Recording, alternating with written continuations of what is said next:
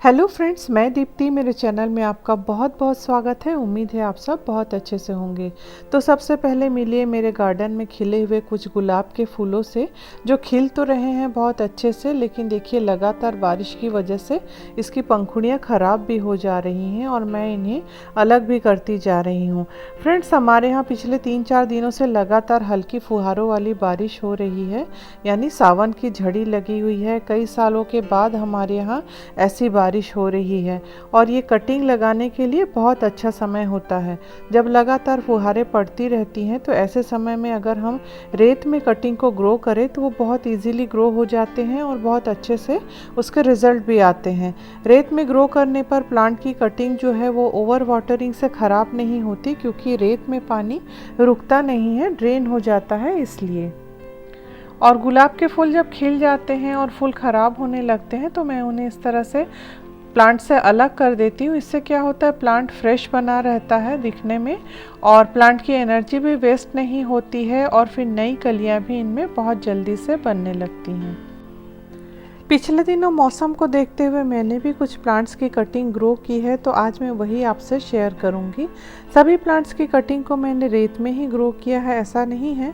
कुछ प्लांट्स की कटिंग को मैंने जिस प्लांटर से कटिंग ली है उसी प्लांटर की मिट्टी में ही कटिंग को ग्रो भी कर दिया है। जैसा कि ये है मेरे पास एक काफ़ी पुराना प्लांट, ड्रेसिना रिफ्लेक्सा का प्लांट, जिसे हम सॉन्ग ऑफ इंडिया के नाम से जानते हैं। इस प्लांट की ग्रोथ बहुत ज़्यादा हो गई थी, ज़रा सी हवा होने पर ये गमला समेत पलट जाता था। इसके अलावा इसकी पत्तियां सारी ऊपर की ओर ही थी और नीचे से ये पूरा खाली सा हो गया था, तो मैंने इसके जो ऊपर वाले हिस्सा है उसकी कटिंग कर दी और देखिए कटिंग करने के बाद इसमें से इतनी ढेर सारी ब्रांचेस निकली है। इन्हीं में से कटिंग लेकर मैंने उसी प्लांटर में फिर से कटिंग को ग्रो कर दिया है, जिससे ये प्लांट इसी एक गमले में घना सा हो जाएगा। थोड़े दिनों पहले ही मैंने इसको रीपॉट किया था, इसमें नई मिट्टी भरी थी और इस तरह से देखिए मैंने उसी सेम प्लांटर में इसी प्लांट की कटिंग को ग्रो कर दिया और ये अब नीचे से अच्छे से घना सा हो जाएगा, जो दिखने में अच्छा दिखेगा। प्लांट्स में कभी भी रूट प्रूनिंग और ब्रांच प्रूनिंग एक साथ नहीं करना चाहिए, थोड़े दिनों के गैप में ये काम करने चाहिए। इसके अलावा मैंने कुछ कोलियस की भी कटिंग ग्रो की है। इस प्लांटर में मैंने मिट्टी में ही कटिंग को ग्रो किया है। इसमें 2 अलग अलग कलर के कोलियस को मिक्स करके लगाया है और एक दूसरे छोटे प्लांटर में मैंने रेत में इस कोलियस की कटिंग को ग्रो किया है।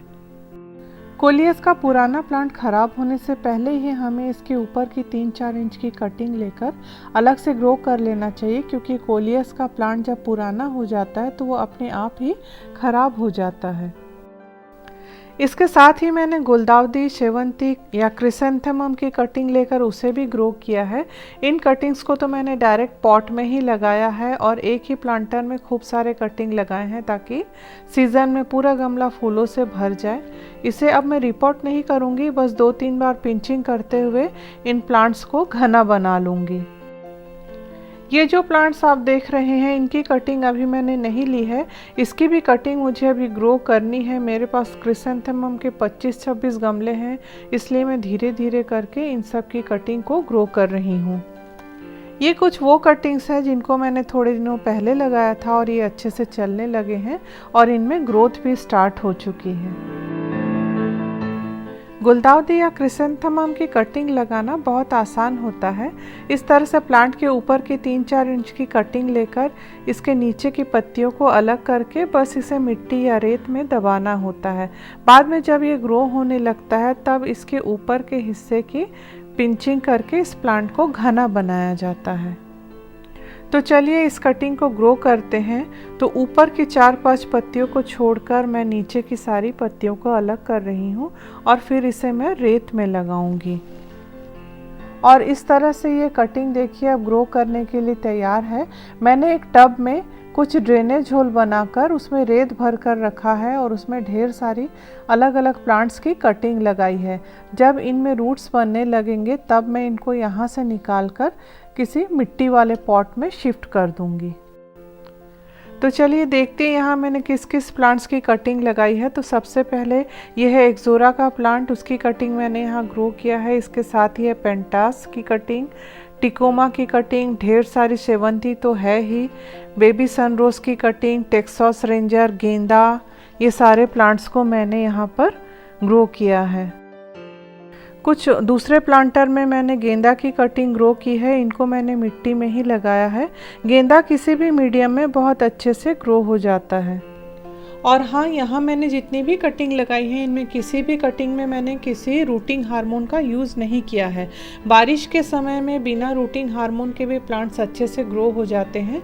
अभी तो बारिश हो रही है, पर बाद में जब मैं इसमें पानी डालूँगी तब मैं उस पानी में थोड़ा सा फंजीसाइड घोल कर मिला लूँगी और उसे डालूँगी। इससे क्या होगा कि रूट्स जो हैं वो ख़राब नहीं होंगे, उसमें फंगस की प्रॉब्लम नहीं होगी। इसके साथ ही मैंने इन दिनों किया बहुत बड़ा मेरा एक पेंडिंग पड़ा हुआ काम, वो है इन बोनसाई की रिपोर्टिंग। इनकी 2 साल से मैं रिपोर्टिंग नहीं कर पा रही थी और रूट्स की इतनी ज़्यादा ग्रोथ हो गई थी कि बोनसाई पॉट में मिट्टी के लिए जगह ही नहीं थी। मल्चिंग के लिए मैंने गर्मी में इसमें टर्टल वाइन लगाए थे, जो अब इसमें जंगली प्लांट्स की तरह उग आए हैं, खरपतवार की तरह। तो इनको अलग करके फिर पूरे प्लांट को निकाल कर एक्स्ट्रा रूट्स को काट कर फिर इसको रिपोर्टिंग का काम मैंने इन दिनों पूरा कर लिया।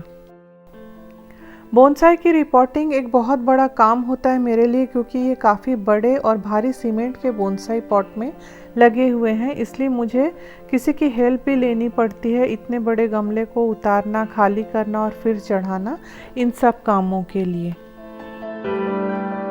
और ये है फ्रूट्स जिनको मैंने अलग कर दिया है ऑर्नामेंटल ऑरेंज के प्लांट में से, क्योंकि ये लगे रहेंगे तो फिर नए फूल नहीं आते और फिर नए फल भी नहीं बनते। इनके बीजों से भी हम प्लांट ग्रो कर सकते हैं। और ये है रिपोर्टिंग के बाद मेरे बोनसाई के सारे प्लांट। अभी मैंने इनकी रिपोर्टिंग की है, थोड़े दिनों बाद मैं इनके ब्रांच भी प्रून करूँगी।